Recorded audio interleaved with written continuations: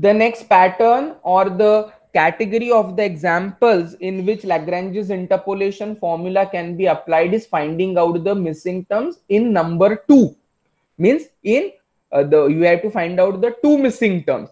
Priorly, if you have observed, all the examples what we have done were containing only one fill in the blank, right? That means we were interested in finding out the missing term only for the one applicable value of x. But here in this particular example, we are asked to find out the 2 missing terms from the following data. So one of the fill in the blank is for 1.5, another fill in the blank is for 3.0. See, as per the usual rule or practice, whichever value is to be determined, we do not consider it. So how many such values are there here? 2 values are there. Right? Now somebody can think of calculating the missing term for 1.5 first and later for 3.0, because writing down the formula is in my hand as applicable for the missing term. Suppose for instance you consider that this column does not exist. Only then if you have to calculate the value for 1.5, you can go as per the rule. We do not consider this particular term, suppress any one of the and writing down the formula for the others. But in case of 2 missing terms, one can go for calculation of this value first and then second value this, or vice versa. That is, this value first to be estimated and this value to be estimated. So what first and foremost rule you have to remember that obviously while calculating any one of the missing term first, I cannot consider this. If I am planning to calculate the value for 1.5, I will ignore or not consider this particular column because that is also to be estimated. But after calculation of this particular value and then going for calculation of 3.0, still we will not consider this column though the value is available, because as I told you the case, somebody can go with the calculation of 3.0 first and then calculation of 1.5. In that case, they will not be having the value for 1.5. So the conclusion is, for first missing term, always ignore the second whatever blank value or column is there, right? But for calculation of the second missing term, though first value is estimated, still we will not consider it in our formula because there might be a variation in the answer, because some people can calculate it for 3.0 first and then 1.5. तो बाद में जब 1.5 के लिए calculate कर रहे तो उसमें 3.5 का इन्वॉल्वमेंट रहेगा, जो 3.0 के लिए कैलकुलेट कर रहे उसमें 1.5 का इन्वॉल्वमेंट रहेगा. So there might be variation in the answer. So the rule is, for whichever missing term we are calculating, though first value is estimated, still for writing down the formula for the second, we won't consider this. यानी दोनों वक्त ये दोनों values अपने काम के नहीं रहेंगे, though any one of the value is estimated from it. As per the rule, जो पहले दिखता है उसको आप calculate करो. So take it as x0, x1, x2 and x3. The same pattern, ignoring the other. उसमें भी इसको suppress कर रहे. So what can be the formula? The formula can be x minus x1, x minus x2, x minus x3.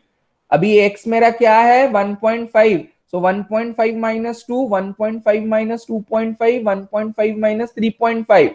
Denominator में it will be replaced by, किसके लिए लिखा हूं मैं? 1 के लिए. It will be 1 minus 2, 1 minus 2.5, 1 minus 3.5 multiplied by the functional value 0.4401. ठीक है, इसको तो भूल गए. x1 को सप्रेस कर रहा हूं मैं.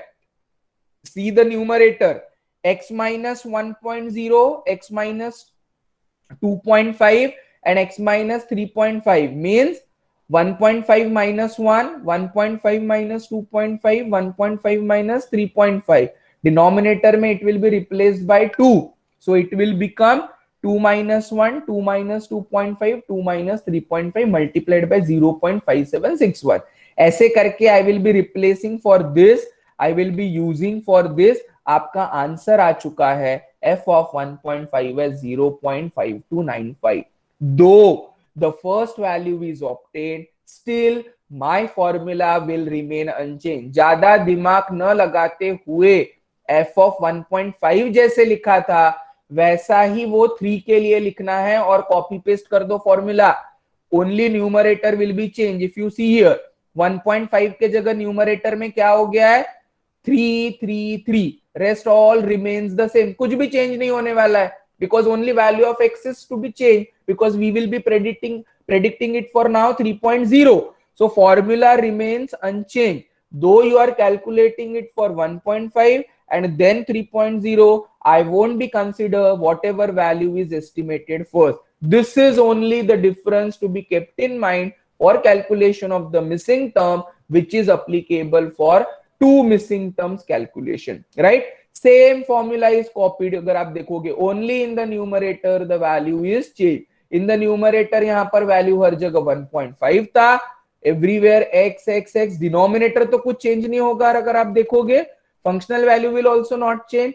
1.5 जहां जहां है वहां it will be replaced by 3. So everywhere in the numerator just replace it by 3. You will be getting down the answer very properly. And that will be the estimation of the value for f of 3, which is coming out as 0.2063. So in calculation of missing terms for two values, always follow the procedure what we are always doing it.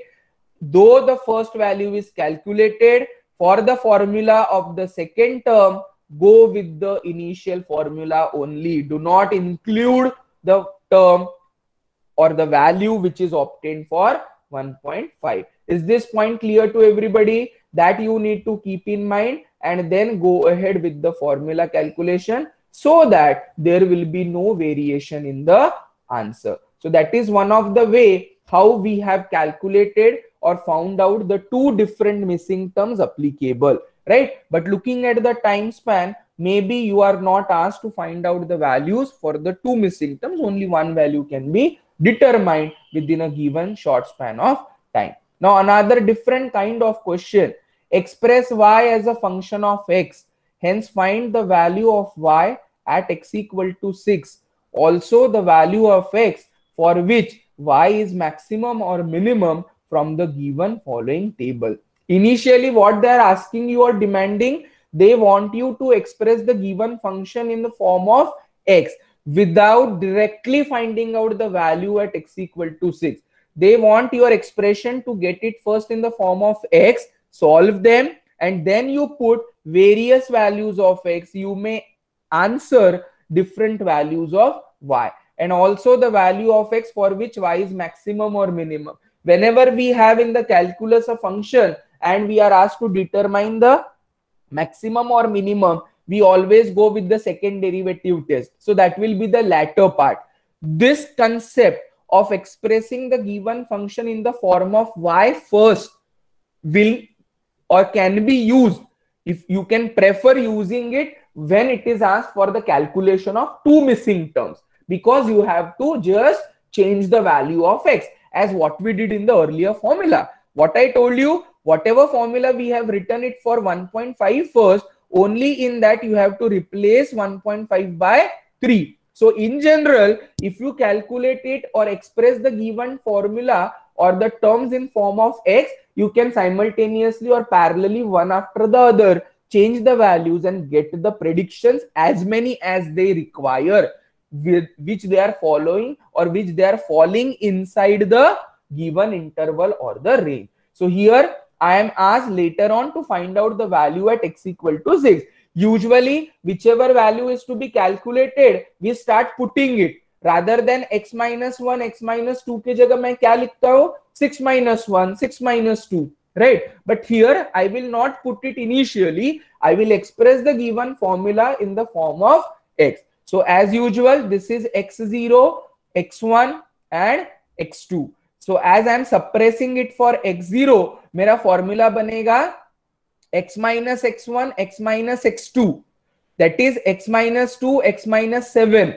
Upon it will be 1 minus 2, 1 minus 7 multiplied by the functional value 4. So similarly, other way also I am keeping x as it is. I will be writing down x minus 1, x minus 7 2 के लिए लिख रहा हूं तो, and denominator में 2 minus 1, 2 minus 7 multiplied by the functional value.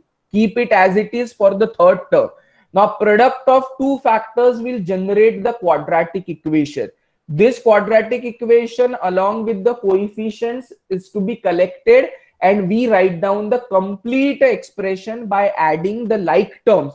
Coefficients of x square will be added together, coefficient of x will be added together, and lastly the constant term, because in a quadratic equation we know that there are three terms. One is the square or containing degree 2, degree 1, and the constant term. So as I am not substituting the value of x over here, denominator will be constant term multiplied by the constant, so it becomes a fraction if it is not divisible, and this particular product of two factors will generate the quadratic equation. ऐसा सब करके collecting the like terms, add them together. अभी क्या difference है? मैंने x के जगह 6 नहीं put किया. I am trying to get it into the form of x, and then I will be putting down the value for x is equal to 6. In the previous problems, we started by putting down the value directly for the estimation. But this particular method can help you to find out two different missing terms, as we did in the earlier case by putting them in two different steps separately. दो बार formula लिखना पड़ा. इसमें x put करके एक ही बार formula लिखो, simultaneously you can put any of the values of x one after the other. तो मैंने ये सारा x square x में लिख लिया, इसको सिंप्लीफाई किया और वैल्यू निकल गया मेरा y of x is equal to 1 by 6 into minus x square plus 9x plus 6. At x equal to 6 बोला है, तो I will be putting down the value of x as 6, and I am getting the answer as 34 by 6, and which is giving you the answer or the value as y of 6 is equal to 5.66. So this is the first part of the question, in which it is demanded express y as a function of x, find the value of y at x equal to 6. This much portion is over. Now find the value of x for which it is maximum or minimum from the given table. For maxima and minima, what is the condition? For maximum and minimum, you calculate the first derivative. What is the derivative of y of x when it is written in the form of variable? 1 by 6 into minus 2x plus 9, right? 1 by 6 into minus 2x plus 9. But for maxima and minima, y dash of x is equal to 0. Equate it with 0. X is coming out as 4.5. Put value of x in the original given function, that is y. What you are getting, take it, that will be giving you the maximum value. But whether it is maximum or minimum, we calculate second derivative. If second derivative is coming out less than 0, I can say that yes, the function is maximum. So iska derivative kya aayega? 1 by 6 constant. It will be minus 2, because derivative of 9 is 0. Minus 2 by 6 is minus 1 by 3, which is negative, less than 0. At x equal to 4.5, the value of second order derivative is negative. I say that function is maximum. And at what value it is maximum? It is maximum at x equal to 4.5. ये कहां से आया था? इसको solve करके. So whatever y of x is available, differentiate once, equate with 0, find out value of x. Putting that value of x in second order derivative, you can determine whether the functional value is less than 0 or greater than 0, and accordingly you can check whether the given function is maximum or the given function is minimum, and that will be giving you the idea whether what answer is to be written. So this is one of the problem which deals with maxima and minima for the given function. The next and the last example, which is a bit of different kind, from the following table, which gives the value for y is equal to sin x, where x is measured in radians. So radians means, see, in trigonometry always angular measurement is done in the anti-clockwise direction, right? And whenever you are measuring it in the anti-clockwise direction, theta is in radians, because I told you the difference. When you put pi as an angle which is in the radians, calculator does not understand it. It takes the value of pi as 22/7 or 3.14. So whenever trigonometric terms are involved, I need to set the calc in the radians mode. Theta is equal to 30 degrees means pi is equal, in radians it is pi by 6, because pi here represents 180 degree, right? So pi means 180 degree. So 30 degree means pi by 6 radian. So whenever calculations for trigonometric terms are required, we always have to set the calc on radians mode. आपको ज्यादा दिमाग नहीं लगाना है. They have already given you the value for the function which is y of sin x, and angles are measured. Means sine of 0.5 is this, sine of 0.8 is this, sine of 1.0 is this, sine of 1.1 is this in radians. If you wish to, you can calculate in your calculator for verification. So table is provided, functional relationship is known. What we have to do? Use Lagrange's interpolation formula to estimate the value of y at 0.9. And a 0.9 is somewhere lying in the interval or the range. So interpolation formula, as per the rule, I will be writing down it. What is the approximate percentage error as compared to the value? Now see, by Lagrange's interpolation formula, I will be obtaining the value for x equal to 0.9. That means sine of 0.9. But what can be the error? That means difference in the calculated value and the actual value of sine of 0.9. Now how to get the actual value of sine of 0.9? From the calculator. And by doing Lagrange's interpolation formula, I will be obtaining in values for 0.9. So instead of x0, x1, x2, x3, they have labeled it as a0, a1, a2, a3. तो अपना rule वही है, 0.9 के लिए निकाल रहे हैं, इसको सप्रेस करोगे तो 0.9 minus 0.8, 0.9 minus 0.8, 0.9 minus 1.0, 0.9 minus 1.1 divided by 0.5 minus 0.8, 0.5 minus 1.0, 0.5 minus 1.1 multiplied by the functional value 0.48. So accordingly, all the steps are written. Do the calculation. I am getting y of 0.9 as sine of 0.9, which is 0.7835. But exact value from the calculator is obtained for sine of 0.9 by setting the calculator on radians mode is sine of 0.9 is equal to 0.7832. So approximate percentage error is calculated minus exact divided by the smaller. Yeah, you remember larger minus smaller upon the smaller multiplied by 100 because it is percentage error. Whenever I am calculating the percentage, I have to multiply it by 100. So approximate minus actual divided by actual, या reverse way भी minus में आएगा तो भी आप उसका modulus ले सकते हो because error is always positive. So actual minus approximate upon actual, that is what the division to be done. Delta x upon x. What is delta x? Delta x is nothing but the difference between x minus x1. That is x minus x is error. Difference wala. X is actual value.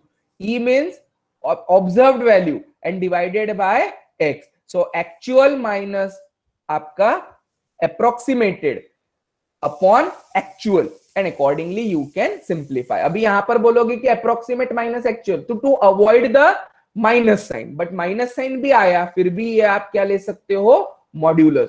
तो keep the formula in mind, actual minus observed upon actual, that is how. And इसका क्या लेना है modulus. Modulus or absolute value will always give you positive answer when it is percentage error multiplied by 100. Actual minus observed upon actual, that is how the calculation is to be done. That is exact value. Actual means they are calling it here as exact. So this is also a bit different kind of problem or the example wherein we can deal with. One more example which is very important, many times asked in the examination, find the two missing terms. We have seen the case how the two missing terms are obtained. Write down the formula and get the simplification. You can first, in this case what I have done, I have expressed it for the given term. 3 and 10 will be ignored or suppressed. I will write down the formula in form of x and then I will put x equal to 3 and then x equal to 8. तो formula पहले लिखा है suppressing or ignoring 1. So x minus 4, x minus 10, right? And according, sorry, x minus 4, x minus 8. Replace in the denominator by 1, multiply by the functional value 8. सारा term किस में आ जाएगा? x में आ जाएगा. And then put x is equal to 3 and put x is equal to 10. That is how the process is for the calculation, right? So this is again the similar pattern of the example what we have done earlier. Only the change what I have shown is calculation is done in the form of x first and then